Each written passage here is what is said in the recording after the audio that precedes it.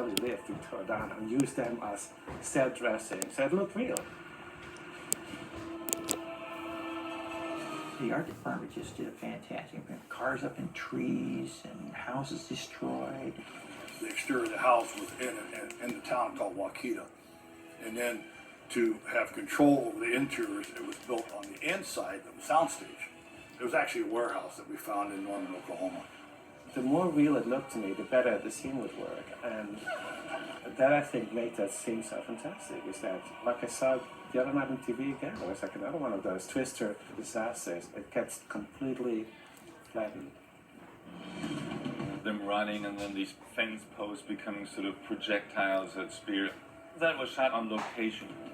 We spent 2 or 3 months making the mechanism that was under the ground that would make that fence do that as they were running by it. And we just pushed this whole thing with air, and it's just, as it's going by, wherever there was a hole, the air would go up the hole and push the piece of the picket fence out. Put the projectiles in at the last minute.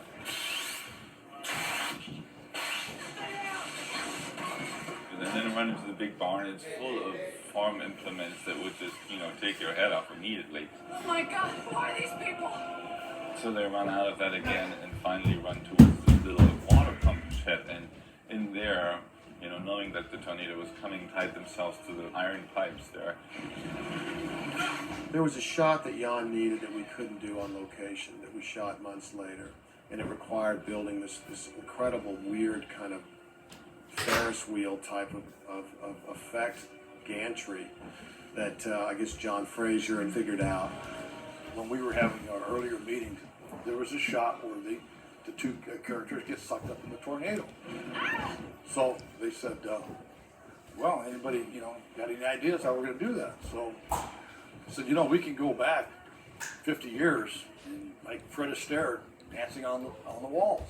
That sounded pretty archaic. Well, 6 months later, after we finished the movie, I get a call and I showed them what we did. We literally put the set inside a big ring and attached the camera to it. And then we had a big fan underneath it. And it rode with it. So as that ring went around and the camera went with it, they actually were just like hanging upside down. But camera-wise, it looked like they were going straight up into the eye of the tornado. The actors would go all the way to the top, and then they really hang. So it looks like they're being pushed from the top, which I had wind machines all around, so that as they got higher, the wind would come from the right direction. And that worked fantastic. Having a look, let's stand by, please. Really, the big thing about Twister that people might not realize, the way it was photographed was really quite much more dynamic and sort of quite freer than visual effects before were really done. We really didn't do any blue screen for the movie at all. So all the things where we had to put the tornadoes behind the running people, it kind of comes down to digital paint work where you kind of rotoscope. It's very hard work, but I think it was absolutely necessary to make this film seem real, that you really were there. The most difficult thing in those days is what people don't remember, is that originally when you make a movie with visual effects in those days, you put the camera on a tripod, you lock it off, and you make very little pans. Well, there's one thing we're going to have to change. This camera will never be on the tripod because, you cannot get a sense of danger and action and incredible big changes if I cannot put this camera on my shoulder. We made a lot of tests while we were shooting and see if we could do it. One other thing that I really enjoyed later on in post was actually when we had to come down to what those twisters are going to look like, is helping to design the look of the twisters. Now the thing we did certainly for research was to gather all the footage we could. The biggest problem was that, of course, it's very difficult to find any film footage because they are so unpredictable. Jan watched a lot of that obviously as well too, to really duplicate that experience of how chaotic it is and all the different elements in it. And so our approach was to sort of look at that and then say, okay, now how would that look on film? How does it fit in the landscape and where does it connect? Because if you don't have it connect, if you don't see this interaction between where it hits the ground and the ground itself, then it's not going to work. Then it becomes just like an object that's just put in there. And that was difficult.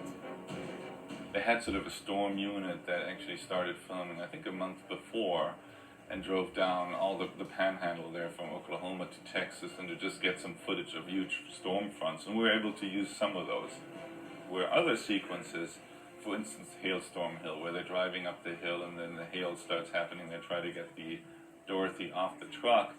That whole swirling sky and off, that was all computer generated because there was literally nothing up there but blue sky or gray sky at least, you know. And so sometimes we had to create it all, and sometimes we were able to use something that was there as a sort of a starter kit. We do not have a visual. Help us out here. We did have a lot of reference, and there were a lot of different looks.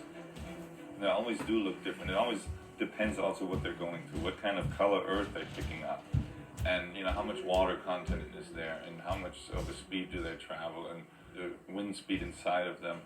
So you try to use all of those, and then it's really, you know, working with somebody like Jan also to articulate that. That one in the end was probably like a wall of elephants coming through. Run! Well, some of the other ones were much more elegant in a way. I thought the water funnels were sort of like, you know, you could sort of say like water fairies dancing out there in their own little mysterious dance. Now, animating them really is actually a fairly simple task in terms of their movement because you're just really animating a little string around which you build the tornado. So in that terms of animation, it was easy, but then creating the tornado around it was the hard part. Instead of having a solid surface, you're really using a completely different approach to represent mass. I mean, the mass of a tornado, which is literally billions and billions and billions of particles. None of this existed when we started, and Twister was certainly the technology created for it, a tremendous foray for Industrial Light and Magic into using particle systems to that extent. What I really want to make sure is that the threat was growing. You know, during the course of the movie, the audience understands what it really means, a tornado. And you start with a small one. So you're taught a little bit what a small one can do. So you set up a little bit then what a bigger one could do. I really wanted to create characters because they are talking to the Twister. They see it as a character themselves. It's something they battle. So they take it personal. You've never seen him miss this house and miss that house and come after you. So it was for me very important to create a character for every different Twister. Okay, we got sisters. You read a lot of different accounts of what happens in tornadoes, and I think there was really one where a farmer had said that he had missed some of his cattle and then it was found literally 20 miles away. So it was sort of reconstructed that the tornado had actually picked them up but also put them back down in a relatively gentle fashion because they were still alive. That's where the cow came from. I remember doing the flying cow sequence, and Jan was trying to coordinate so that me and Helen and Jamie, our eye line is going the same length. The key thing is how do the actors relate to something they don't see, because that's the one thing they could not see in the set. I could not on the set create the actual Twister. So basically I kind of had to act it out, you know, and I was running around where the Twister was and there's bullhorns and so that the actors had something to react to. He goes, Bill, no, you're not watching here. The cow is flying. Here it comes. Follow the hand. Follow the fingers. It comes around. Now it's coming around again. Now you're lying. Here comes the cow flying by again. It's so funny because that is such a popular moment in the movie, especially with young kids and stuff. They love the flying cow. I told Jan my version would be, in the Gothic version, the cow would fly by once, and then you wouldn't see the cow again. Then about 15 seconds would just rain hamburger meat down on the car as the barometric pressure just exploded the cow. It's moving fast. Coming towards you, Joe.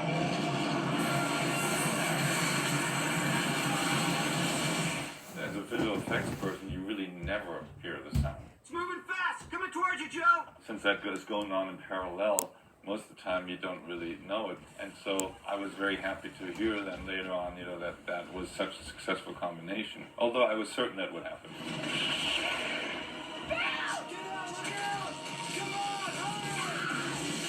I think it's really important that the antagonist has personality.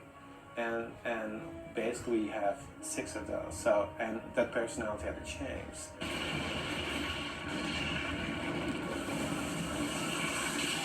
So I really felt very strongly about creating different sound effects for each one. And we started recording lots of different sounds. I made a gigantic library of sound effects.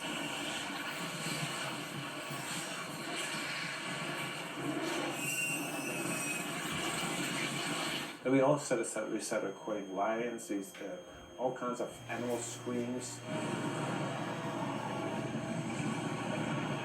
breaking boards, big like crashing cars into walls.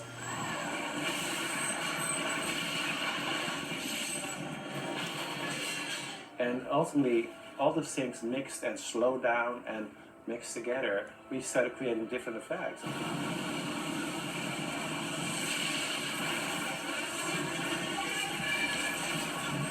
I wanted the tornado to talk to them.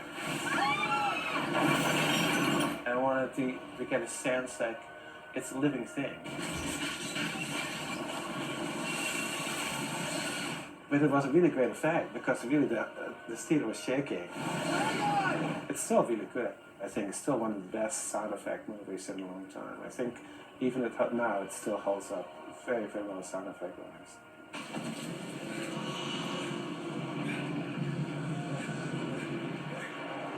Where'd he go? Where is it?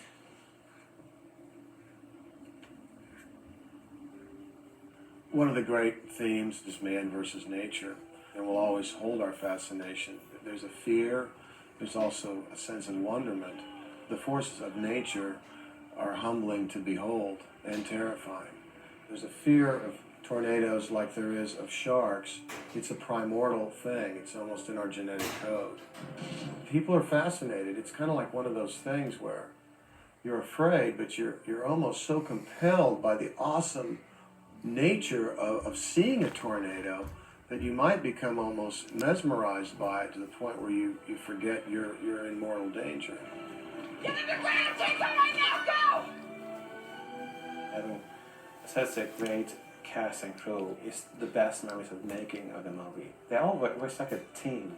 Because everybody had the same struggle. Nobody had anything more than the other person. We all were the same, it's like we're spread over like God knows 30 little hotels. And we still all had dinner together. It was the best time. And crew-wise and cast-wise, one of the best movies I worked on.